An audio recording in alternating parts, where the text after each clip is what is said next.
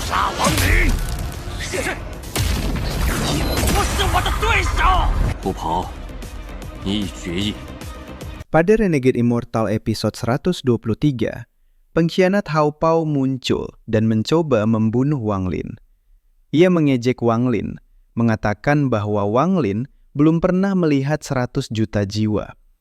Namun Wang Lin justru mengeluarkan 10 miliar panji jiwa dan langsung menghancurkan Hao Pao hingga menjadi debu. Saat Wang Lin baru saja mendekati ranah Wentian dalam pertarungan jarak dekat, ia disergap oleh San Mu. Dalam kemarahan, Wang Lin membantai tanpa henti di medan perang kuno, bertekad menemukan dalang di balik semua ini. Pada saat ini, khasiat buah kehidupan segar di dalam tubuh Wang Lin masih terus meledak. Pertempuran demi pertempuran bukan hanya tidak menguras semangatnya, tetapi justru membuat niat tempur dan niat membunuhnya semakin mendidih, hampir menembus batas jembatan lengkung.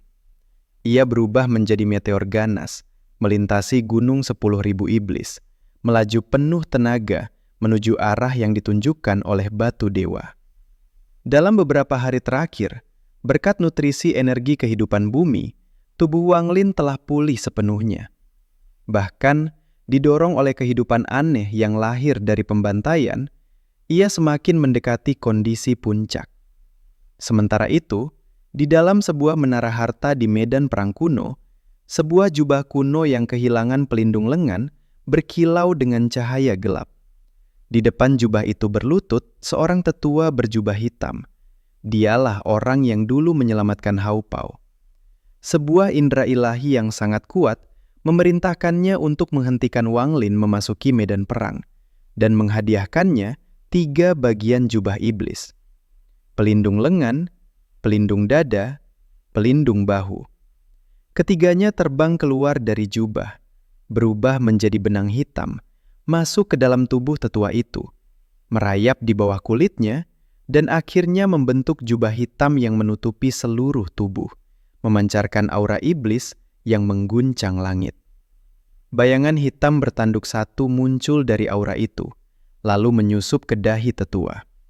Setelah menahan rasa sakit luar biasa, cahaya gelap berkilat di mata sang tetua.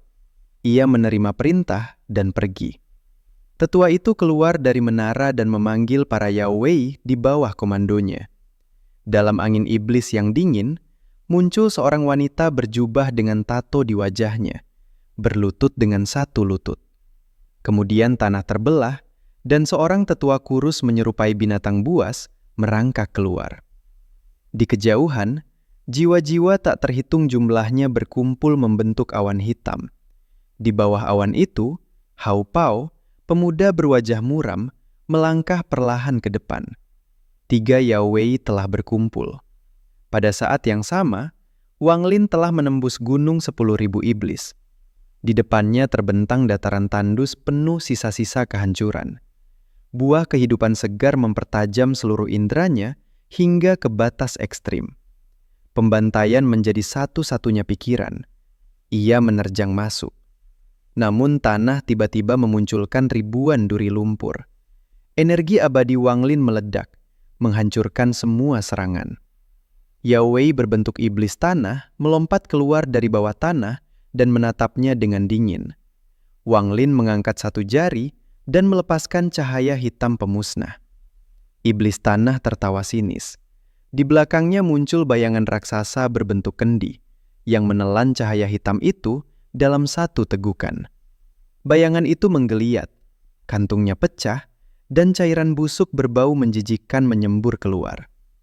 Iblis tanah memadatkan cairan itu menjadi bola dan menghantamkannya ke tanah. Seketika bumi bergetar hebat.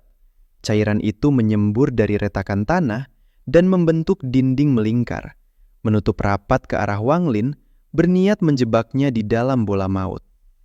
Iblis tanah yakin musuhnya pasti mati. Namun Yao Wei Feng Yin di sampingnya dengan dingin memperingatkan agar tidak meremehkan lawan. Belum selesai berbicara, bola raksasa itu tiba-tiba berhenti menyusut. Gelombang niat tempur dan niat membunuh yang mengerikan menembus keluar. Cahaya pedang meledak. bola itu terbelah dua oleh satu tebasan.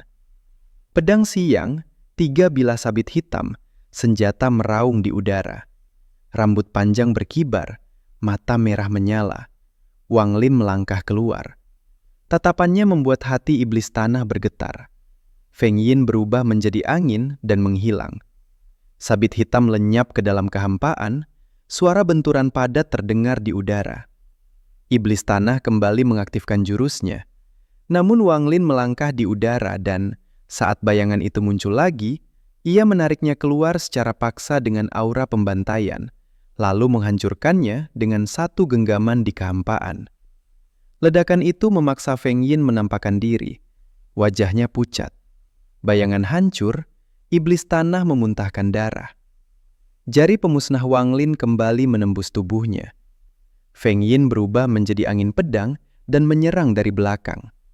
Wang Lin bahkan tidak menoleh.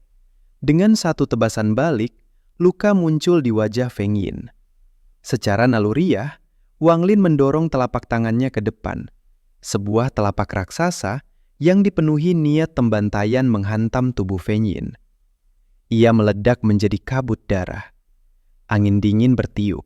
Wang Lin tidak menoleh ke belakang.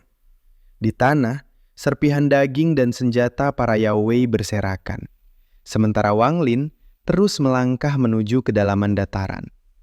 Di dalam menara hitam, cahaya gelap pada jubah itu berkedip dengan frekuensi yang belum pernah terjadi sebelumnya, bahkan memancarkan rasa takut. Selama usia panjangnya, hal seperti ini hampir tak pernah terjadi. Indera ilahi di dalam jubah penuh kepanikan, terus bergumam. Telapak itu, mungkinkah dia? Apa hubungan orang ini dengannya? Apakah bahkan dia telah datang ke tempat ini?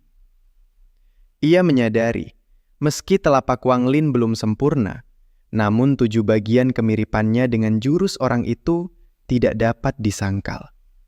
Kebetulan atau rahasia besar. Pada saat itu, raungan yang mengguncang langit terdengar. Itu bukan hanya teriakan Hao Pao, melainkan auman jiwa gabungan dari ratusan juta roh. Awan jiwa menutupi langit. Di bawahnya, Hao Pao berjubah hitam melangkah di kehampaan. Selangkah demi selangkah. Di matanya berkobar kebencian yang hampir meluap. Ketika Wang Lin memanggil namanya dengan suara rendah, kebencian yang terpendam selama lebih dari 10 tahun meledak sepenuhnya. Hao Pao tertawa gila, langit bergetar, tekanan jiwa menyelimuti seluruh ruang. Ia menuduh Wang Lin telah meninggalkannya dan Sisan, membiarkannya mengalami penderitaan yang tak manusiawi. Ia menceritakan bagaimana tubuhnya dihancurkan, tulang-tulangnya dipatahkan, dan bagaimana ia disiksa tanpa akhir di penjara gelap. Saat ia paling putus asa, Wang Lin tak pernah datang. Ia akhirnya mengerti. Di mata Wang Lin, mereka hanyalah bidak yang bisa dikorbankan kapan saja. Namun ia tidak mati. Ia terlahir kembali dan bertemu dengan seorang tua yang ia sebut sebagai tuannya. Di tempat ini, teknik pemurnian jiwanya mencapai kesempurnaan. Hari demi hari, ia mengendalikan ratusan juta jiwa. Kini ia yakin, ia cukup kuat untuk menghancurkan Wang Lin. Ia ingin membunuh Wang Lin, menyiksanya, memasukkannya ke penjara tergelap, memisahkan jiwanya, dan menyiksanya tanpa akhir. Ia mengejek. Apakah Wang Lin pernah membayangkan akan mati oleh teknik yang dulu diajarkannya sendiri? Namun Wang Lin dengan tenang menatapnya. Ia berkata perlahan, kebencian hanyalah setengah alasan. Setengah lainnya, Hao Pao ingin membunuh semua pengguna teknik pemurnian jiwa, agar tak ada yang bisa menyainginya dalam merebut jiwa. Hao Pao mengakui hal itu dengan senyum dingin. Namun Wang Lin menggeleng pelan. Kecepatan kultivasi Hao Pao memang luar biasa, bahkan melampaui Gong Dai, si jenius masa lalu. Namun itu tidak mungkin dicapai hanya dengan bakat. Pasti ada teknik yang membakar vitalitas hidup, dan kondisi puncak ini takkan bertahan lama. Kata-kata itu menusuk tepat ke kelemahan Hao Pao. Ia mengamuk dan menyerang. Ia melepaskan jutaan jiwa sekaligus. Namun Wang Lin hanya mengangkat tangan. Sebuah rune samar muncul. Semua jiwa membeku. Wang Lin berkata pelan, "Teknik pemurnian jiwa bukan digunakan seperti ini." Dengan satu ayunan tangan, jutaan jiwa itu berlutut padanya. Hubungan Hao Pao dengan mereka terputus total. Ia mengerahkan seluruh kekuatan, namun Wang Lin mengaktifkan cacat tersembunyi yang ia tanam sejak dulu. Semua jiwa berbalik melindungi Wang Lin. Hao Pao runtuh. Akhirnya, Wang Lin mengeluarkan 10 miliar panji jiwa. Ratusan juta jiwa menyatu menjadi satu pukulan. Hao Pao hancur bersama tubuh dan jiwanya. Wang Lin menghela napas pelan. Namun di kejauhan, sebuah menara hitam berdiri. Di bawahnya, seorang tetua berjubah hitam menatapnya. Aura iblis murni menyebar dari menara.